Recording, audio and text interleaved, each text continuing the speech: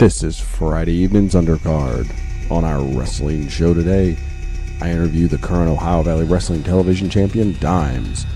We talk about his win in the gauntlet match to become TV champion, his win over Sinn Bodhi at Clash in the Bluegrass that began his ascent to the top, and much more.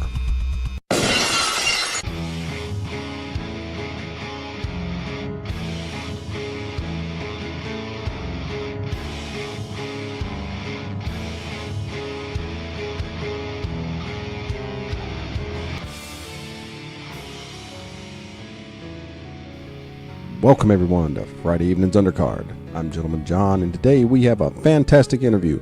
But first, if you want to follow us on social media, we can be found on Instagram at Friday Evening's Undercard, on Twitter at FUndercard, on Facebook by going to facebook.com/Friday Evening's Undercard, or you can reach us via email at fridayeveningsundercard@gmail.com. You can find Ohio Valley Wrestling online at ovwrestling.com. Please have a listen to our interviews with Ohio Valley Wrestling stars Tony Gunn, Sam Thompson, King's Ransom, and Callie. If you like what you hear, please subscribe and give us that 5-star review on iTunes. It'd mean a lot to us. Now, our guest today has been a professional wrestler for about 2 years after a 12-year run as an amateur wrestler. He's wrestled the best talent at Ohio Valley Wrestling and defeated a former WWE superstar, Sinn Bodhi. You can find him on Instagram and Twitter at Dimes Wrestling. Ladies and gentlemen, he is the current Ohio Valley Wrestling Television Champion. Welcome to the show. D-I-M-E-S.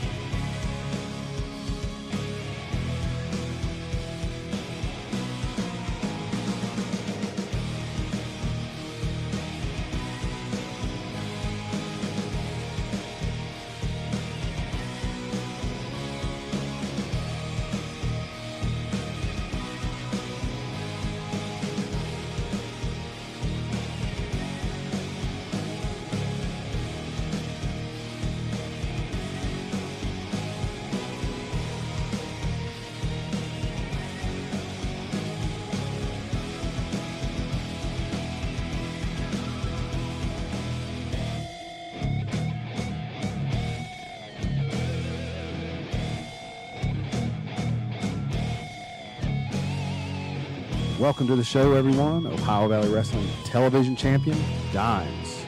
How you doing today, buddy? Hey, I'm doing pretty good. How about yourself? I'm doing well tonight. Been a long week. I bet it's been a long week for you trying to recover from that gauntlet match you had.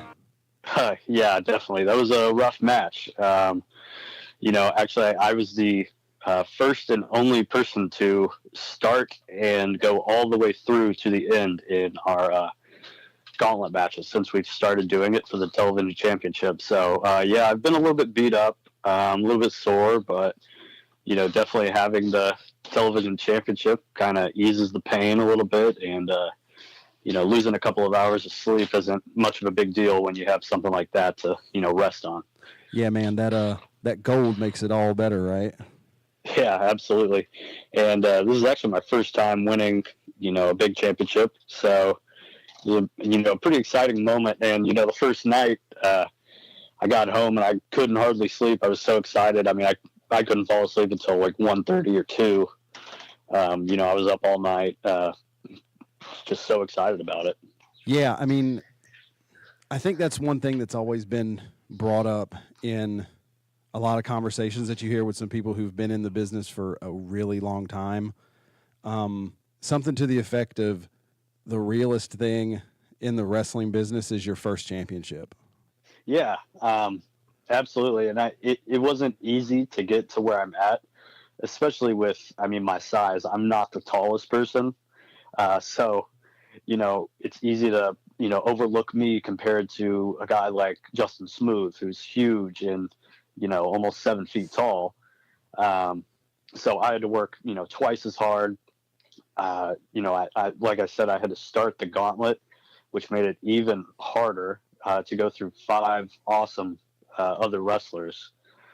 So yeah, I mean, it was rough, but happy to make it through and happy to win. Yeah, it was great. And so it was really fortunate for me because I don't live in Louisville.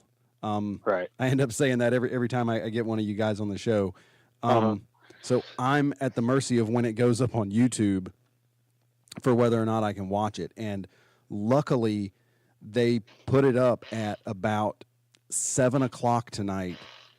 And I haven't watched the first part of the show, but I knew you were going to be on. So I went in and I fast forwarded through and actually was able to watch the gauntlet match that you did before we got on because I was worried. I was like, man, I'm going to have him on and I'm not going to have seen the match and I'm going to have no idea what's going on. Yeah, absolutely.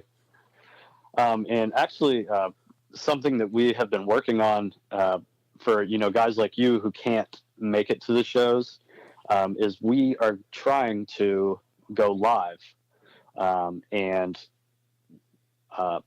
recently we have started the OVW Wrestling Network. So we will be live broadcasting some of our shows. Recently we had the Clash in the Bluegrass show with Impact.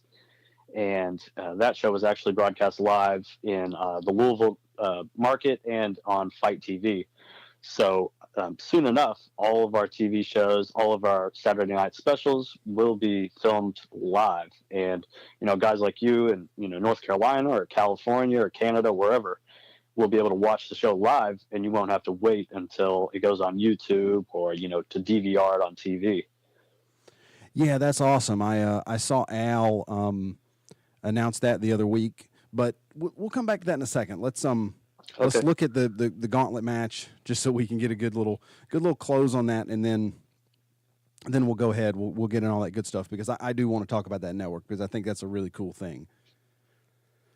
So just really quick, obviously you were there, so you know what went on. But just for the people listening, your first match was against Nigel Winters, and I did some rough times on these. So that went about 1 minute and 50 seconds. Then you had Matt Vine. That went about 2 minutes and 20 seconds. Then you had a match with Adam Revolver, a really stellar wrestler, Triple Crown wrestler in OVW. And that match, as best I can tell, went about 5.5 minutes. Now, there was a commercial break in the middle that kind of interrupts my time for that one. Then you had Drew Hernandez, a big hoss of a guy, about 2.5 minutes. And then you had Amon went about 4.5 minutes. So all total, you were in the ring for about 22 minutes. Yeah, and I felt about every minute of it. The first match, like you said, it went about 2 minutes, but, I'm used to going at such a fast pace with Nigel that, I was starting to get winded. And then Matt Vine, of course, comes in and he immediately jumped on me. And I was lucky enough to catch him and pin him. But and then Adam Revolver, of course, slides in, hits me from behind, and I had to go about 6 minutes with him. And that sleeper of his, really beat me down. Luckily, I was good enough to roll him up, and I had seen that he had used that in basically every match, he's ever been in. So, watching tape and watching him in the locker room really started to pay off there. And then next up was Drew Hernandez, like you said, and I had a little bit of experience wrestling with him at some of our shows. We had a show at a school, and he and I wrestled, and I had beaten him there, and then the next Wednesday, of course, I beat him again in the gauntlet, and then things didn't get much easier from there. Amon, the devil's favorite demon, came out, and it was basically a beatdown. But I caught him with my handspring cutter, and 1, 2, 3, that was it. And I'm the new champ. So yeah, it was very rough, but it was a great moment to have, and all my hard work felt like it really started to pay off. Yeah. So what was it like being in the ring after the match ended? Because that's something that actually got cut out for us watching at home because they took us to the back for the big thing going on with Dustin. Well, I mean, it was very exciting and, a little bit overwhelming. I don't think that people expected me to win.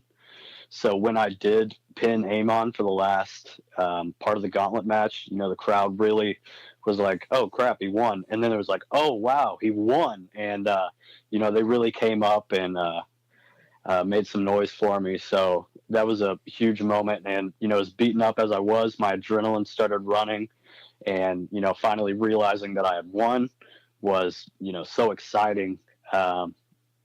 And just getting to celebrate with the fans was an awesome moment.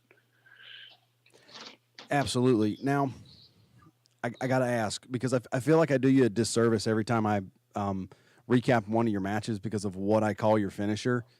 Yeah. I'm sure you know what I call it. I mean, I say it's the lethal injection because it's what it is. Yeah. It's the move that Jay Lethal does. Yeah, I call my version the change maker. So okay, I know that Jay Lethal calls it lethal injection, but yeah, that's what I call mine.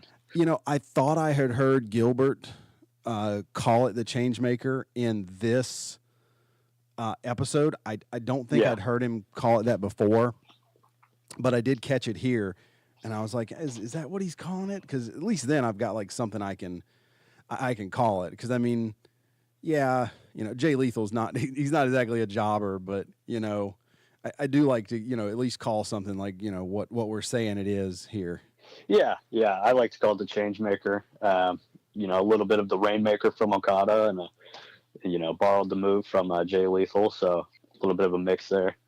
Okay, so you mentioned that. Oh, is there anything else you wanted to bring up about the gauntlet match before I abruptly transition to somewhere else?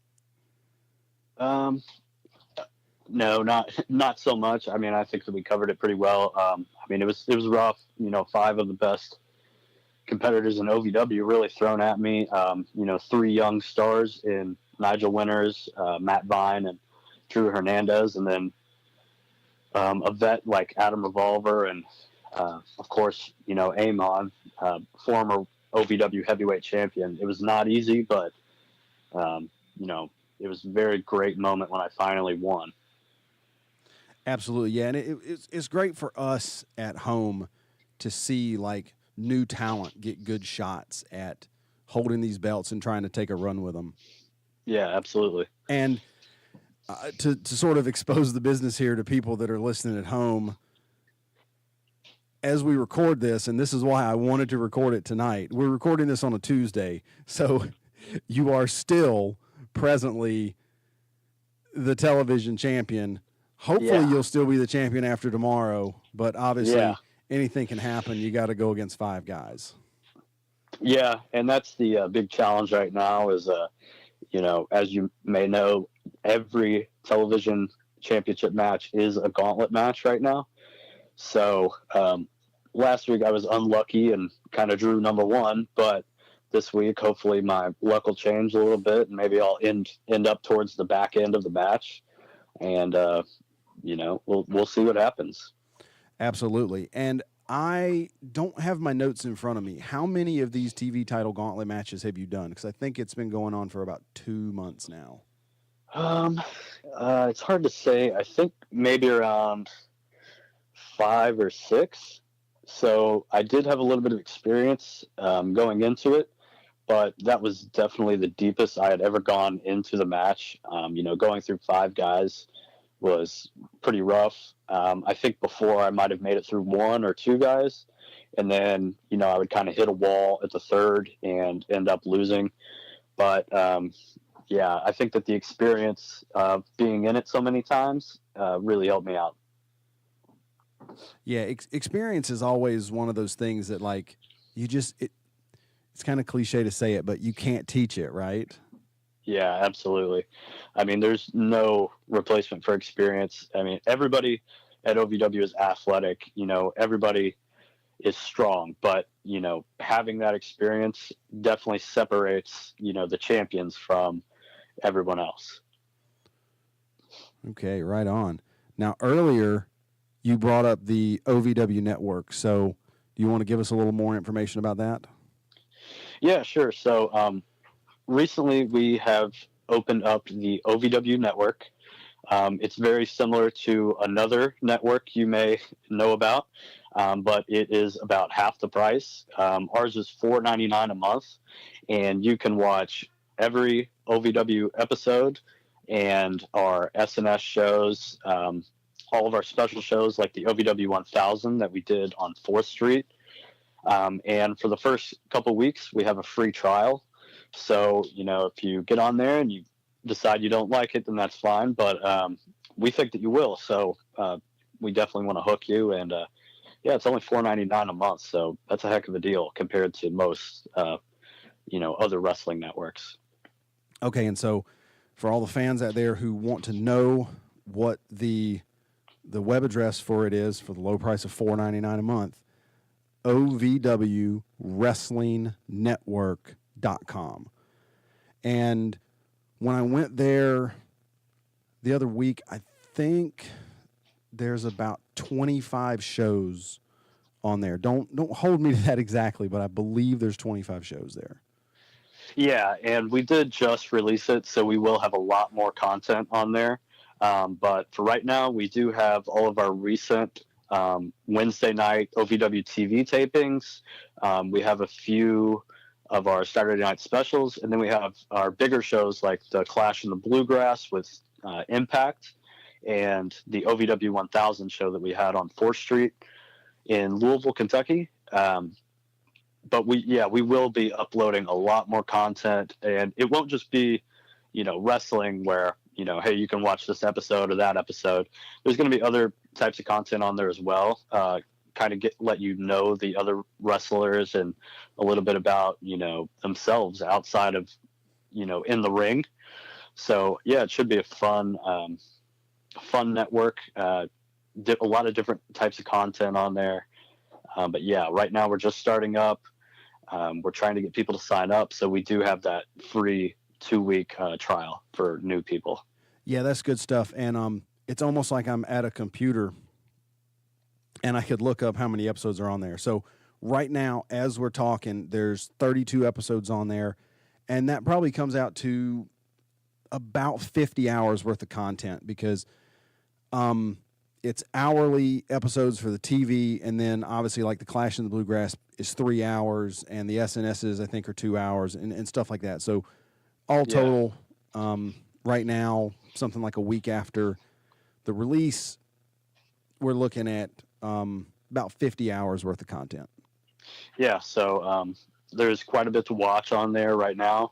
And we hope to get a lot more content on there in the next coming weeks. Excellent. And we mentioned that the Clash in the Bluegrass was on there. That was a big show you guys did just, about 24 days ago, I think, as we're recording. And you had a pretty good match on that card. Yeah, so there was March 2nd, and it was OVW teaming up with Impact to put on a one-night-only type of show. And I was lucky enough to open the show against Sinn Bodhi, who was formerly in WWE. So it was a huge moment for me. And, I've been on quite a roll since then because I did beat Sinn Bodhi, which kind of opened me up to other opportunities like the television gauntlet match. So, I think that March 2nd really started to kick off my run here in OVW. Yeah, and so what was it like for, somebody new in the business like you to wrestle somebody so experienced in the business like Bodhi? Well, I mean, he has been around so long that it was a little bit different because he's not a conventional wrestler. If you've ever seen him, he's not going to go out there and put you in a headlock. I mean, he at one point choke slammed himself onto me and then tickled me. So that was something I had never experienced before in the ring. And, with such a big crowd, I think it was one of our largest crowds that we've had inside the Davis Arena. It was a very nerve-wracking moment, but I was very happy to pull off the win against Sinn Bodhi. And probably even more nerve-wracking for you because you guys opened up the show, as I remember it. Yeah, we did. And, sometimes there's a thought of, curtain jerker or whatever, but I like opening the show because we kind of set the pace and we kind of got the crowd going. The first match is hopefully one of the main impressions that you're going to have for the rest of the show. I would say the first match and the main event are two of the biggest matches on the card. So if I couldn't be in the main event like Tony Gunn and Sami Callihan, I was, very happy with opening the show with somebody, as experienced and, traveled as Sinn Bodhi. I think he's wrestled almost all over the world. So I was very excited to have that moment. Yeah. So I'll be honest about Sinn Bodhi. So he just did the 2 matches with OVW, if I'm remembering right, correct? He did the one with you, and then he did one on TV the week before? Yeah. Most recently, yeah. He had been with us before, but, in his latest return, he had wrestled KTD the Wednesday before, and he wrestled me on March 2nd at the Impact show. Yeah, so we had the 2 matches. My thing, when I saw the KTD match, because I tried to watch a Sinn Bodhi match on YouTube, and it was like the way they did the camera angles, it was just terrible, and I couldn't get through it. But when I saw the match and just some of the like really strange stuff that he does, I was like, I don't know what I think about this guy. You know what I mean? Yeah, he's definitely a character. But then it came out, and it was on the Clash, and obviously this is somebody that is coming in from Las Vegas, and he's coming in for a big show like this. And when you won the match, I was like, you know what? This guy, he might be pretty weird, but for somebody that's been, in the business for, 25 years or however long he's been in it, I know it's really close to 20 at least. For somebody that's been in it that long to come in and put over a new guy on a show like that, for me, it's like, okay, you know what? You might be a little strange, but if you're going to do that to build and grow the business, you're pretty cool, man. Yeah.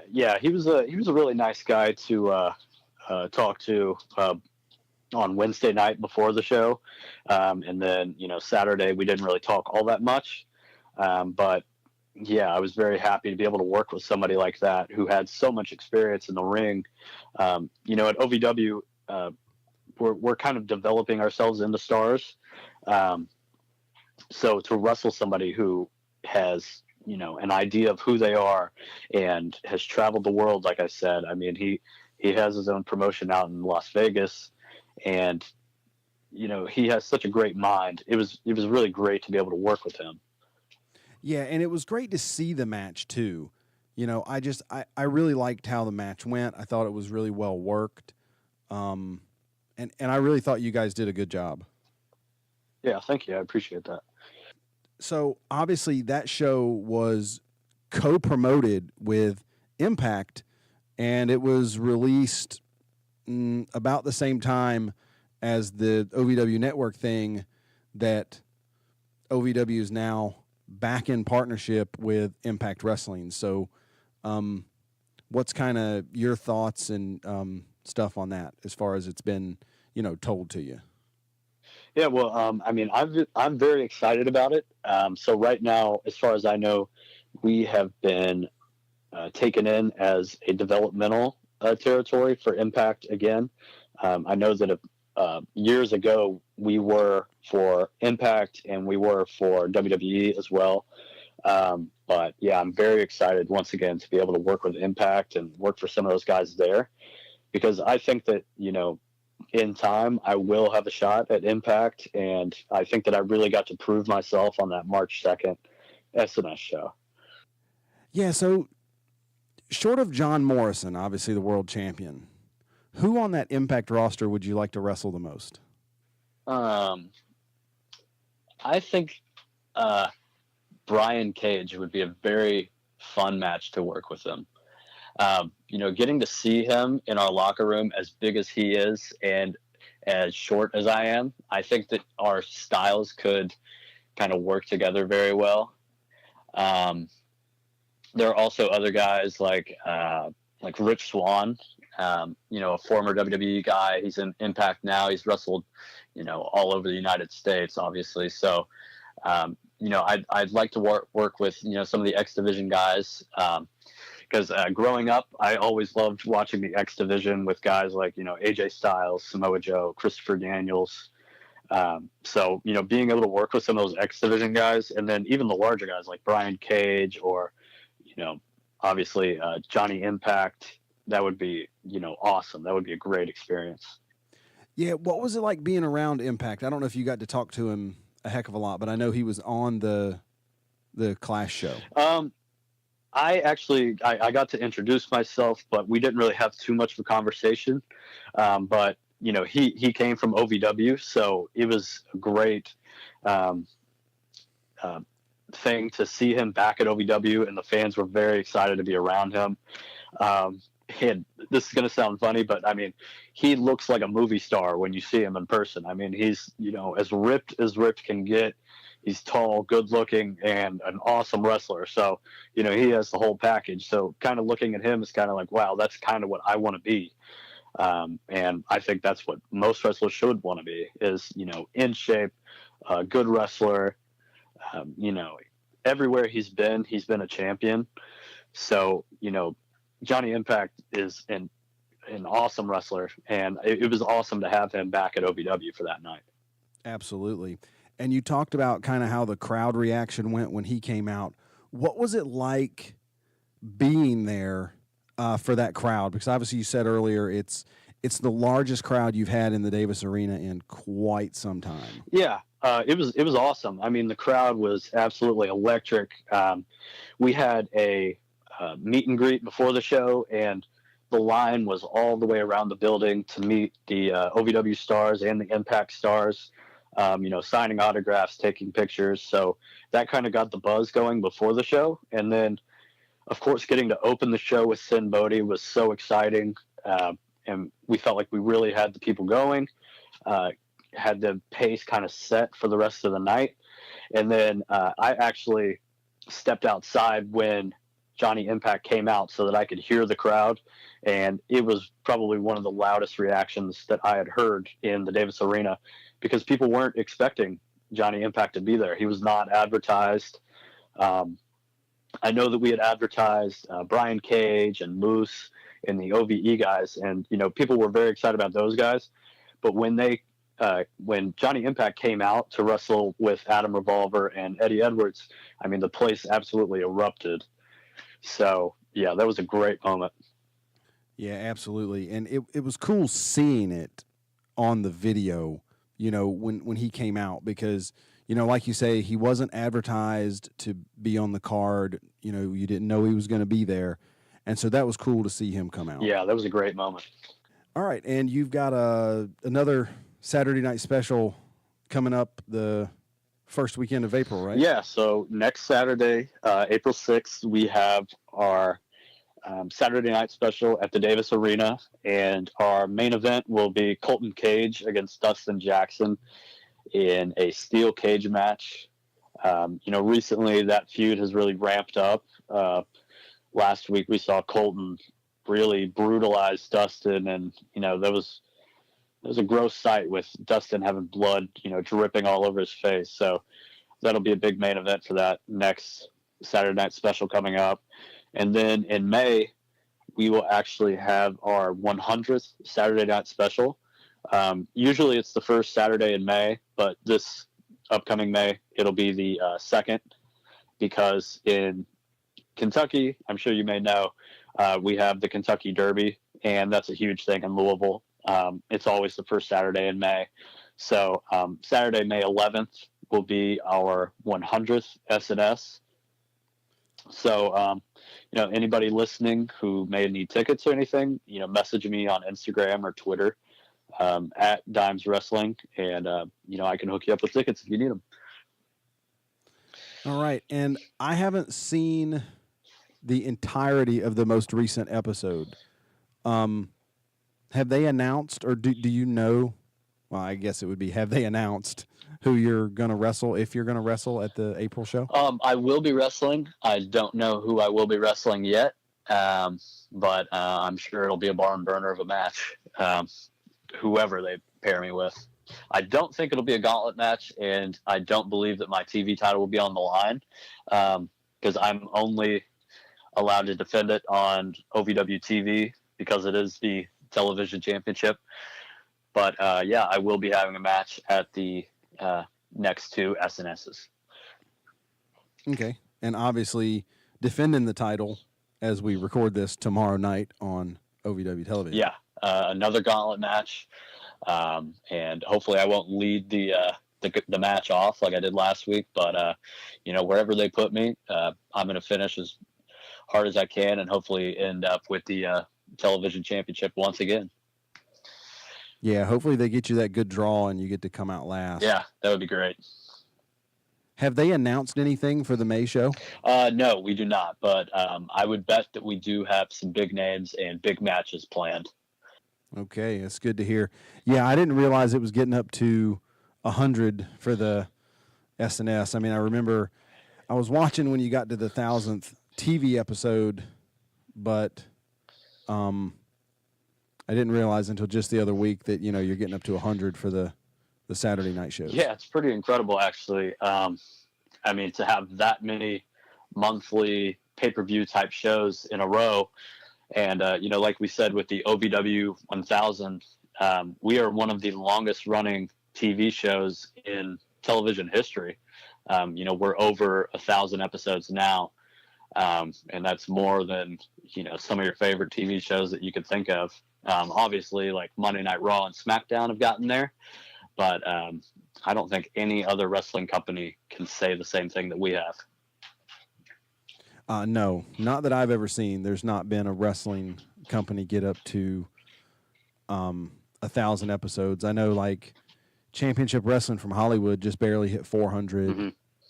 Ring of Honor is not at 400 yet, at least in the current iteration of their TV programs as far as how they're numbering them. Yeah. But, yeah, that 1,000 is a big deal. I definitely think I'm pretty sure other than Raw and SmackDown that's the biggest number. Yeah.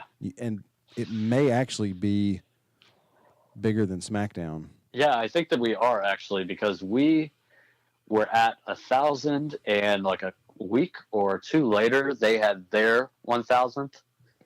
So I think that we're a little bit ahead of them.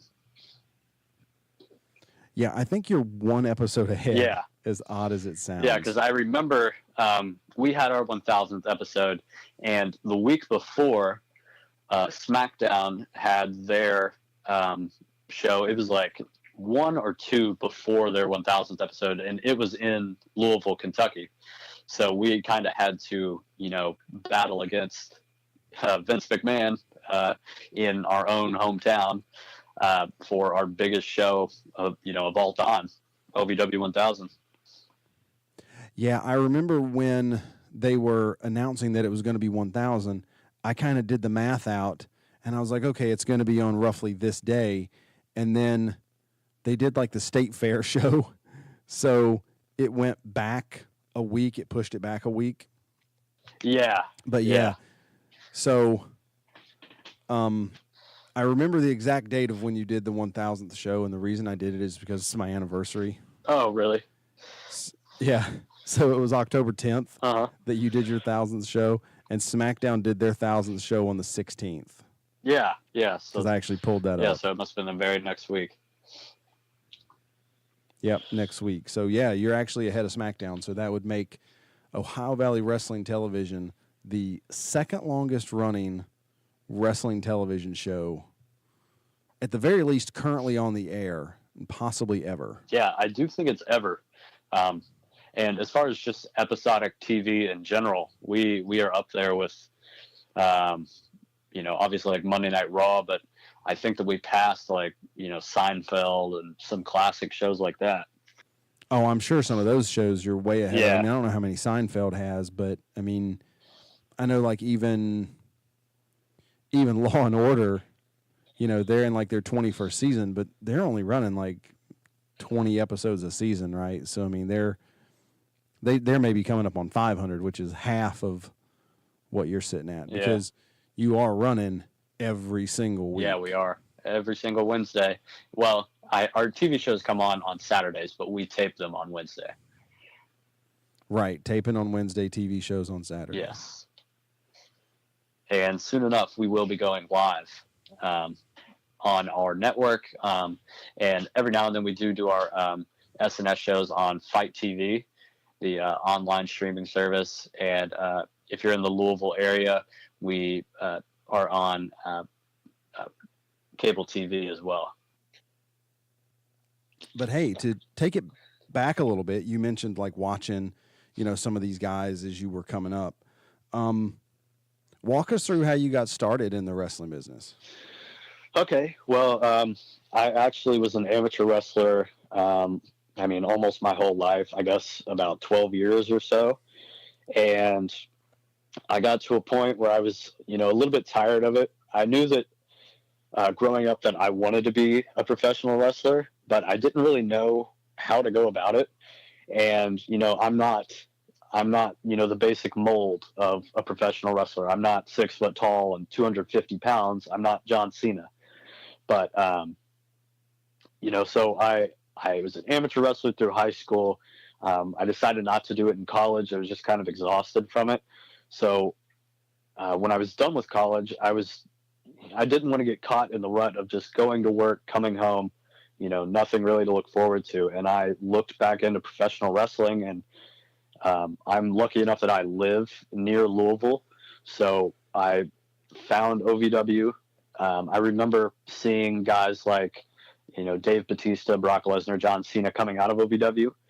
And I decided to start training there. And I was lucky enough to train with Matt Capitelli, and I still get to train with Rip Rogers every weekend. So I guess about a year and a half ago is when I really started and really got to start training as a professional wrestler. And, it's been a great experience so far. I absolutely love it. It's the best part of my day every time I get to go in there and train and, learn a new hold, so to say. Yeah, it's great working with somebody that's been in the business as long as Rip. But you said you were an amateur wrestler for 12 years, so I would guess that's high school, middle school, and then even before that it would be? Yeah. All the way up until my senior year. After I graduated high school, I was just a little bit tired of it. I was good at it, but it wasn't really something that I wanted to go any further with. I wasn't trying to go to the Olympics or anything like that. It was more just something that I enjoyed to do. And, I was pretty good at it. I wasn't, world class or anything like that. But, I think that it has really helped me transition into pro wrestling. I try to take a little bit of that amateur style into my professional style. Yeah, you're definitely in good company with, professional wrestlers who have really solid amateur wrestling backgrounds. Anymore, that's not necessarily the case, but, for a number of years, it was pretty much everybody. Kurt Angle, obviously that's probably one of the bigger names that everybody nowadays would know, but, going back, Steve Williams and, everybody really. Yeah, absolutely. And so you would have started off in Capitelli's beginner class? Yeah, I was actually one of the last few classes that he was able to teach before he passed away last year. So, getting to know Matt and being around him was, really awesome. He was such a great person. I've never met anybody to have something bad to say about Matt Capitelli, and you can't say that about most people. Most people it's like, well, yeah, he's all right, but with Matt, he was the nicest person. He was so easy to work with, and he was a great teacher. And we really love Matt Capitelli. Outstanding. And a little fun fact, I'm sure you probably knew it.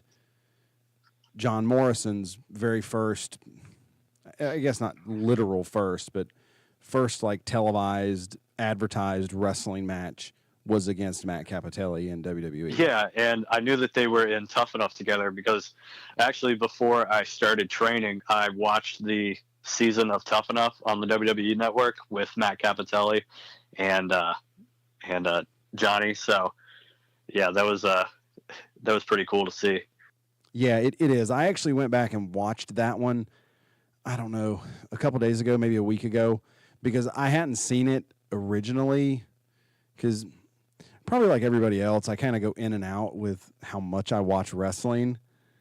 And so that was kind of during one of those times when I wasn't watching it every week. Yeah, and I'm the same way. I like to binge watch stuff. So, having the network and being able to binge watch stuff like Tough Enough is really cool. Yeah, it is. It is. And I actually didn't watch the whole season. I just watched the match between Johnny and Matt. Uh-huh. And I always have to like stop myself when I'm talking about Johnny. That's why sometimes I'll just say John or Johnny, because he's had so many names. Yeah, I know. I've almost slipped up myself calling him something else. But yeah, it just, I think anymore he almost just sort of jokes about it himself, because like what else is there to do? Because I mean he uses a different name with every promotion that he goes to. Not that that's a bad thing. I mean I know like WWE has the copyright on the Morrison thing, and I think the Nitro thing too. So that's why you can't use any one of those. Yeah, that's understandable. But yeah, I know what you're saying by him having a different name with each promotion that he goes to. So it's real easy to switch up there. Yeah, it is. I wonder how he keeps it all together. Yeah, I'm not sure. I'd have to ask him about that one. I know. So yeah. Anyway, and you said you didn't wrestle in college? No, I did not. I mean, I don't want to say that I lost interest, but it was just something that I kind of wanted to, focus on schoolwork and stuff like that in college rather than wrestle, because I know how hard it is to be a student athlete at a big time college. So, I just decided that was something that I was kind of done with at that point in my life. Yeah, that's understandable. I've gone through that with a lot of hobbies that I do too. Where'd you go to school? I went to college at Indiana in Bloomington. Okay. And you finished up there and are hopefully using that in the daily world. Yeah. My major was actually in safety, which is kind of funny because now I'm a professional wrestler and I'm throwing myself around every week. You said your major was in safety? Yeah. So like workplace safety and that type of stuff. Like, wear your PPE, like your hard hat and your safety glasses, that type of stuff. Oh, okay. Yeah. I got you now. Yeah. All right. So talk to us a little bit about your debut match in OVW, however much you remember about it. You came out as part of DL3's stable with him and the Bro Gods and you. Yeah. I believe the first time that I got to work with those guys was at a SNS show. They had an 8-man tag, and obviously there were only 3 of them, so they needed one more person, and they decided to add me to their group. And they were at the time called the Entourage. Dave Lowe was kind of our ringleader, and they made me the camera guy. So I'd come out there in my leather jacket, my camera, trying to be a bro god or like Dave Lowe. And that's kind of where I got my start, was wrestling alongside Dave Lowe and the Bro Gods and Jay Lee. So, I got to learn a few tricks and stuff like that along the way. Yeah, and it's interesting kind of, coming from there, because obviously you've wrestled a bunch of matches. And to me, that's one of the great things about Ohio Valley is that you have that opportunity to wrestle at least once every week. Yeah, and actually since we have the new owner, Al Snow, we have been having a lot more shows on the weekends and during the week sometimes as well. Of course, we have our TV tapings on Wednesday, so we get a little bit of TV experience, and we'll have a match every week or so, and then we've been having shows on Fridays and Saturdays, and then the occasional Sunday as well.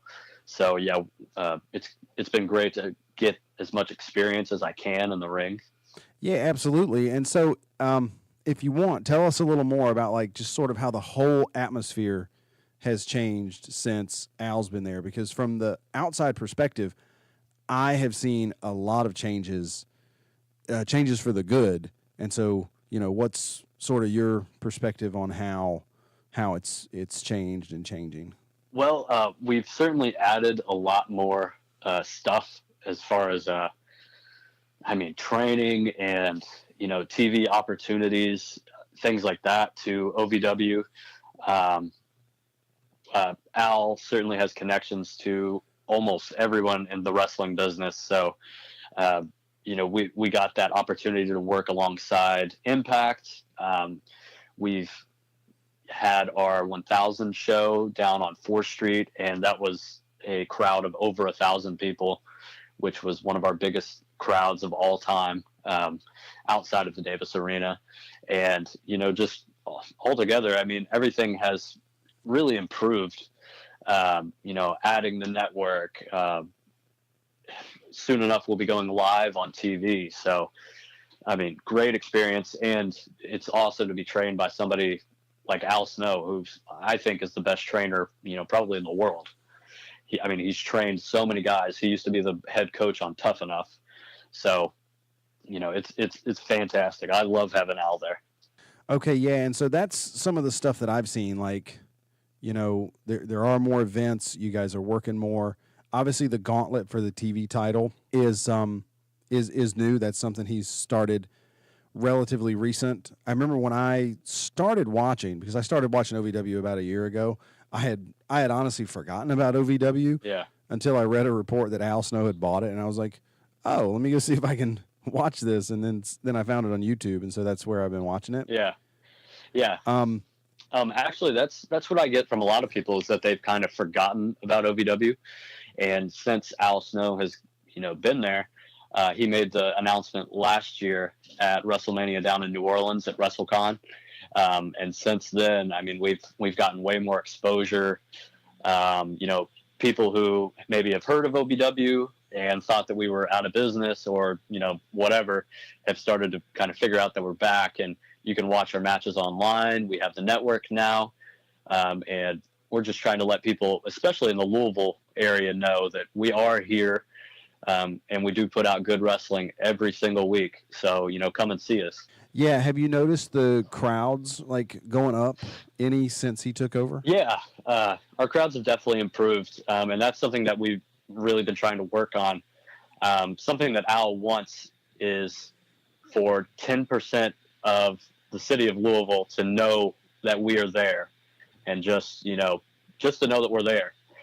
Because, there's so many wrestling fans everywhere, and maybe they watched Hulk Hogan back in the day, and they kind of, stopped watching wrestling because they thought, oh, I've grown out of this or whatever. But I think that everybody, has something that they can like about wrestling. So we're just trying to get our name back out there, let people know where we're at, and,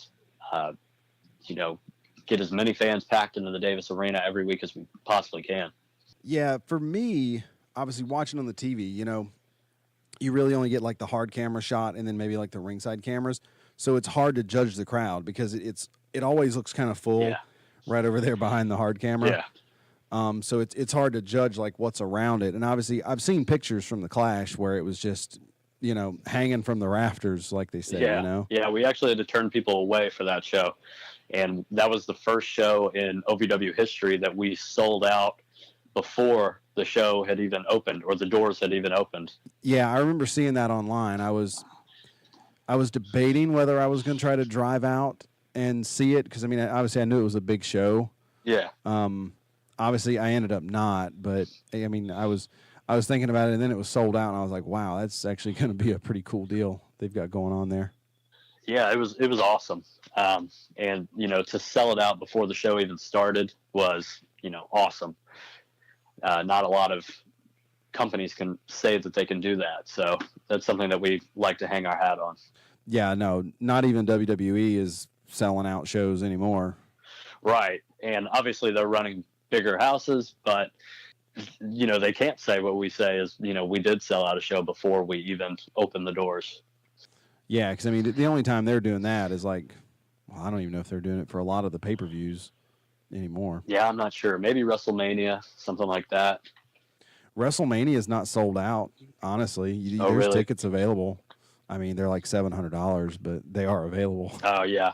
I remember as a kid always expecting it to sell out, and I think it was like WrestleMania 22. I wanted to go in Chicago, but I always just kind of assumed that it was sold out, so we didn't go. But I've been lucky enough to go to a few WrestleManias now that they've moved into bigger, football stadiums rather than, the smaller arenas. So which ones have you been to? Well, I went to 24 in Orlando with Ric Flair's retirement with Shawn Michaels. Yeah. That was awesome. And then I went to 33 in Orlando, and then 34 last year in New Orleans. Yeah, I had thought about going to 24 because I was living in Florida at the time. I was down near Jupiter, and so it wouldn't have been but like an hour and a half drive. And I don't know why I talked myself out of going. It's like I talked myself out of doing a lot of things. And for some reason, I talked myself out of doing that one, and I kind of wish I had gone. Yeah, man, it was awesome. I mean, that was my first experience, so yeah, I mean, that was a lot of fun.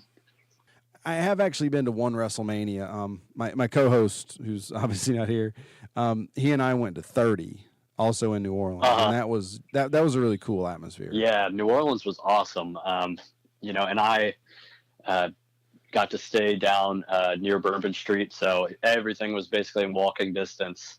And then the day that Al announced that he had bought OVW was, very exciting.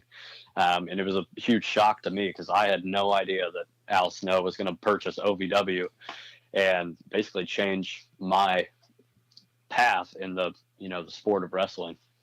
Yeah, that's a really interesting way to find out that the ownership has changed. Is like you're sitting there at WrestleCon and he announces it, and you're like, "Wait, what? I work there." Yeah, and we had it was sent all through Facebook and Twitter and stuff like, social media and everything. So it was a huge shock, and I remember telling my parents like, "Hey, holy crap! Like Al Snow just bought OVW," and kind of explaining to them like how big of a deal it is and the types of changes that we might have, and the changes that we have kind of blown mine out of the water of what I thought that could happen. That's always good when the expectations are greatly exceeded. Yeah. All right, so I got a couple questions here for you. Okay. That I sort of ask everybody that comes on the show. Okay. And this is gonna be these are gonna be really weird questions for my next guest, who I have on. I'll tell you about him when we're off. I got you. But I may not be able to ask him these because they're just not going to be relevant. So anyway, first question: what was the professional wrestling match that you saw that really made you say, "You know what? I want to be a wrestler"? I think that it was one of the first times I had started watching wrestling and really kind of understood what was going on. I was watching John Cena and Chris Jericho wrestle. It was around 2005 when they were wrestling around SummerSlam. And I just remember that was back when John Cena had the spinner belt and he was kind of doing the rapper thing. But that's one of the first memories that I have. And then, of course, John Cena with Kurt Angle. So John Cena was really kind of the thing that hooked me into wrestling. Well, certainly not a bad wrestler to hook you in. I mean, he's probably one of the 4 or 5 biggest drawing wrestlers, possibly ever. Yeah, huge name. All right, so assuming it's not John Cena, who was your favorite wrestler as a kid? Well, I mean, it's hard to name just one, but I mean, a few that I really, really liked. Obviously, I mean, John Cena, he was the one that kind of hooked me, but Shawn Michaels. And then once I found TNA back in the day, I loved AJ Styles, and I thought that, I could be AJ Styles. He wasn't the biggest dude, but, he could hang with guys like Abyss, who were, 7 feet monsters. And, he had some of the best matches that I've ever seen. So, so John Cena, I've always loved him, and then Shawn Michaels, AJ Styles. Nice. Not to get too far off, but what was it like being around Abyss during that time when he was working at OVW? He's actually really smart, and he knows so much about wrestling. Like, he was great to talk to, and he was awesome to have backstage at OVW. And, just trying to soak in as much wrestling knowledge as I could when he was there. And he was our champion for quite a while. Yeah, he was. And obviously, we had Tony Gunn on the show talking about that match. So your favorite wrestlers were Cena, Shawn Michaels, and AJ Styles. Yeah, that's just a few. But, those are probably 3 of my favorites. And obviously, there's a little bit of a difference, like looking at John Cena and the other 2. Yeah, that's true. I think that, like for my generation, he's kind of like our Hulk Hogan, kind of like the huge cartoon-ish character where, he's getting his butt kicked the whole match, and then all of a sudden he just kind of hulks up and he hits his few moves, and then it's over. And I think that's something that I loved, was just like, I thought that he was going to lose so many times, and then all of a sudden he would come back and, beat Kurt Angle out of nowhere, or, when he beat like Great Khali and Umaga, that, it's kind of funny looking back at it now, but, those type of matches just really hooked me into wrestling. You mentioned Hulk Hogan. I always thought it would have been great to have Hulk Hogan and John Cena tag team. Oh yeah, that would have been awesome. Those are 2 icons in WWE and in wrestling. And luckily we were lucky enough to get Hogan versus Rock, and Cena versus Rock. It would have been awesome to see like Cena and Hogan if they were a little bit closer in age. But that would have been awesome. Yeah, Cena and Hogan teaming up. Like you put Cena and Hogan, and then, you have somebody, you just get whatever dastardly heel, be like, Hogan's old and over the hill, and I can take this guy out of the crowd and beat you guys at WrestleMania or something. And man, that would have been really cool to see. Yeah, that would have been awesome. All right. So who's your favorite wrestler to work with? Well, I've only been wrestling a little bit less than 2 years, so it's kind of hard. But I loved working with Sinn Bodhi. He was awesome to work with, and it was a lot of fun to kick off that Impact show with him. But one guy that I think I work really well with is Nigel Winters, actually. He is like a technical wizard. He knows holds that I wouldn't even think of, and he can escape out of stuff in different ways that, people haven't seen before. So he's definitely a young guy at OVW who people should keep their eye on, I think. And then somebody that I would want to wrestle that I haven't really gotten a chance to is Randall Floyd, who's been injured recently, but he will be coming back soon. And I would love to have a one-on-one TV match with him. Yeah, it's obviously you bring up Bodhi. He is pretty much the only person you've worked with that's not like an OVW regular, right? I believe so. And then, you and Nigel, that really makes sense because, you and him have styles that sort of mesh right, and there's not like an overwhelming size difference between you two. Yeah, absolutely. I think that has something to do with it. We are 2 of the smaller guys, I would say, on the OVW roster, but I think when we go out there, if we had enough time, we could, really put on a show. Yeah, I think you could too. All right, and the last question, and then we'll bring something up. We'll go back to the Nigel Winters thing. Okay. All right, if you could have a dream match against any wrestler, past or present, who would the wrestler be, and where would the match take place? Oh man, that is really hard just to pick one wrestler. But I think I would have to say I would want to wrestle the Undertaker at WrestleMania. Okay. I mean, that's not right now, but maybe 10 years ago. You want the a little bit younger. The WrestleMania 24 version of the Undertaker. Yeah, but I think that match is something that people look forward to every year. Maybe not so much now. I think that now he's either retired or almost there, but his matches, some of them you can have more memories than the main event in some of the matches. So definitely the Undertaker at WrestleMania is one of the premier matches in wrestling. Absolutely. And that's one of the weird things about having been there for Mania 30 is that we were sitting there when the Undertaker lost. Yeah, I can imagine that was weird. And actually, this is so funny, but in college, I kind of started to get right back into watching wrestling again. I kind of stopped in high school. Just, stuff had, been going on. I mean, I just kind of zoned out of wrestling for a little bit. But, I had all my friends in college, and we were sitting around watching WrestleMania, and I was talking about how good The Undertaker was, and he had never lost at WrestleMania. And we were live streaming on our laptop, and when Brock hit that F5 and he went to cover The Undertaker, it was 1, 2, 3, and the stream had kind of lagged for a second, and everybody was like, hey, what happened?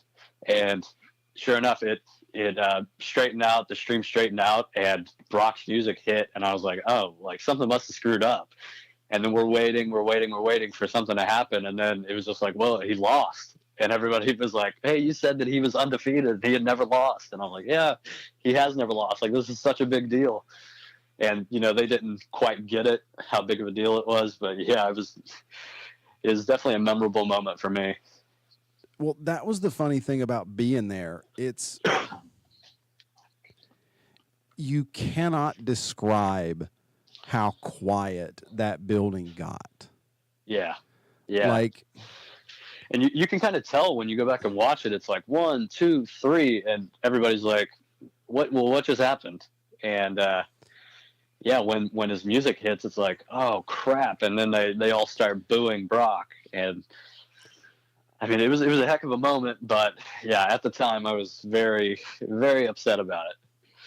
Well, it's like if you want to recreate that, like if you're watching that at home and you want to recreate like what it was like in the building. Have your remote in your hand, and when that ref's hand hits 3, hit the mute button. Yeah. Because that TV stream does no justice for how quiet it was. Yeah, and of course everybody remembers the one fan with the shocked face and everything. With the crazy looking face and everybody like holding their heads and everything. I mean, it was unbelievable.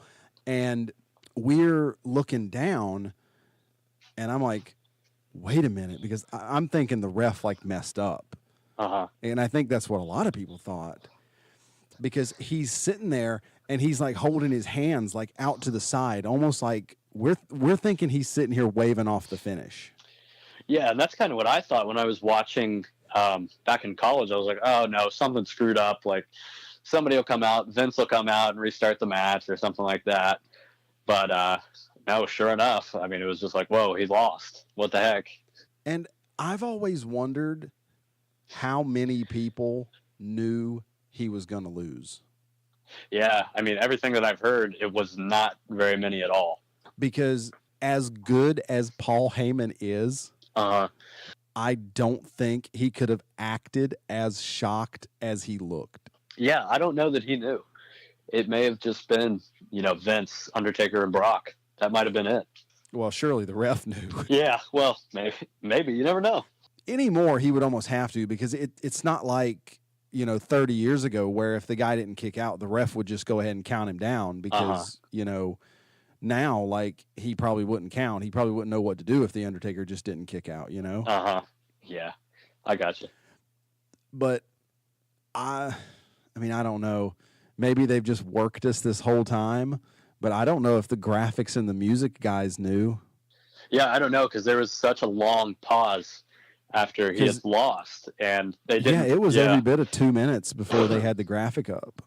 Yeah, I'm not sure if they, intentionally did that to really get over the silence of the crowd and the reaction of everybody. But that was a wild moment.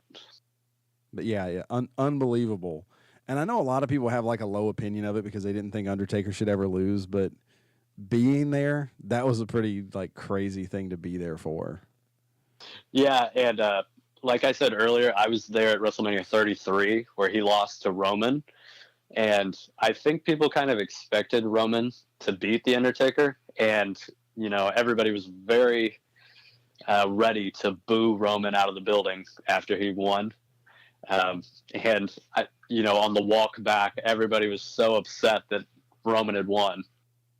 Yeah, that was during like a weird period for Roman when, everybody was booing him. Yeah. So, okay, back to the thing with Nigel Winters. Now, I'm going to preface this, so don't get like angry with me. Uh-huh. Okay. Conor McGregor in the UFC fought as a lightweight because he's 5'8" and weighs 150 pounds. Uh-huh. And he's the biggest draw ever in the UFC. Do you think professional wrestling could benefit from more weight classes that are taken seriously? Yeah, definitely. I think that, in WWE right now, they're doing the whole 205 Live thing, but, usually on a pay-per-view, they are on the pre-show, which, it's awesome to be on the show, but everybody wants to be the main event or everybody wants to be on the main show. So, right now we have the women's evolution, and I think that one thing in the future is to have, like a cruiserweight type of evolution where, smaller guys like you were saying, like Conor McGregor or somebody like that, myself, Nigel Winters, guys in WWE, Buddy Murphy, we're certainly good enough that we could main event a WrestleMania, and, we can have the best matches. I think all it takes is that opportunity and, the way that we are presented. Yeah. And so like nobody would ever like, if you said Conor McGregor was going to fight Brock Lesnar, like people would just look at you weird, right? Because it wouldn't compute, Yeah. Yeah. And a little so bit. Like, I think the time for me that it was like, wow, this is really weird was, I guess it would have been the show before the Clash in the Bluegrass. Uh-huh. They had KTD come out and wrestle Crimson. Yeah. And I'm just looking and I'm like, dude, he's given up like 15 inches. Yeah. And because obviously Crimson's huge. Like we get it. I mean, he's 6'6" and 260 or whatever. But then, I mean, it looks like KTD's given up, a foot or 15 inches. Yeah, and I have been in the ring with Crimson quite a few times in tag team matches and with Jax, his partner. And they are definitely bigger guys, and, smaller guys have to use our speed and agility to kind of, get around them. And sometimes certain styles like, trying to MMA fight a 300-plus pounder like Jax is probably not going to work. So, using a little bit quicker style, works out a little bit better than, trying to go head on onto a bull like Crimson or Jax. Yeah, for sure. But that's one thing I wish they would, bring up in wrestling. And I don't think they've ever done, at least during my lifetime, I don't think they've ever really done a good job of it, because I think they treat the 205 guys just like, like a sideshow. And I think even back when it was the light heavyweights, when you had some awesome people doing it, even when it was Rey Mysterio against Eddie Guerrero, two main event talents. Yeah. The light heavyweight or cruiserweight, depending on which WCW or WWE they were in, like they were still treated as sideshows. And I wish they would bring in like a weight class to where it's like you and Nigel could wrestle for the whatever the weight class you want to call it is. You know what I mean? Yeah. Well, but then it's like, go ahead. I'm sorry. But to where you guys are the main event of the show, and it's treated seriously, and it's not the sideshow on the pre-show. You know what I mean? Yeah, absolutely. And I think that's as much on the talent as anything else. We have to present ourselves like we are better than the heavyweights. We have to have a different style. We can't wrestle the same way that, a Jax or a Crimson or, Brock Lesnar wrestles. You look on like Monday Night Raw, Finn Balor is the same size as those 205 Live guys, but he wrestles the big guys like Braun Strowman and Bobby Lashley, and it's because of the way he can, use his agility to get around guys. So I think that the opportunity is there. I think that the talent, we have to, present ourselves in a certain way that's, more exciting and faster and, more balls to the wall. Yeah, and a lot of you guys do that. You work really great, really incredible matches. And, honestly, it really is a shame that guys can't, or I guess don't, get, bigger pushes because of size and because let's face it, there's a weird look to have Bobby Lashley in the ring with Lio Rush, right? Yeah, absolutely. And, somebody like Lio is more of my size. We're like shorter guys, but we're very athletic. We can hang athletically with anybody, but yeah, when you stick us next to a 300-pounder like Bobby Lashley or, Drew McIntyre, then yeah, we're going to look a little bit smaller. But, I think that all we need is that opportunity, and then, hopefully we can take advantage of it. Absolutely. Well, we're sitting at about an hour and 10 minutes here, which is really good. Do you have anything else that you want to plug in for us? Yeah, sure. If you guys want to follow me on Instagram and Twitter, my name is @Dimes Wrestling. So that's DIMES Wrestling. I try to post as much as I can on both of those. If you guys ever need tickets to like a Saturday night special show, go ahead and message me and I can hook you guys up. And then, of course, the OVW Network is coming out and we're adding content every single week. So that is OVWWrestlingNetwork.com, and you can get that free trial for the first 2 weeks. All right. Free trial for the first 2 weeks. Yeah. OVW Network. Like I was saying earlier, I've been on there. Looks really good. I think there's going to be some really good stuff coming out there. If you start doing live episodes there, that's going to be, really, really outstanding. But hey, man, I appreciate you coming on the show. Yeah, thank you for having me. It was a lot of fun. All right. And, hey, we hope to see you on TV again. Yeah. And for the listeners out there, we appreciate you listening. All right, thanks. All right, talk to you again soon. Okay, thank you.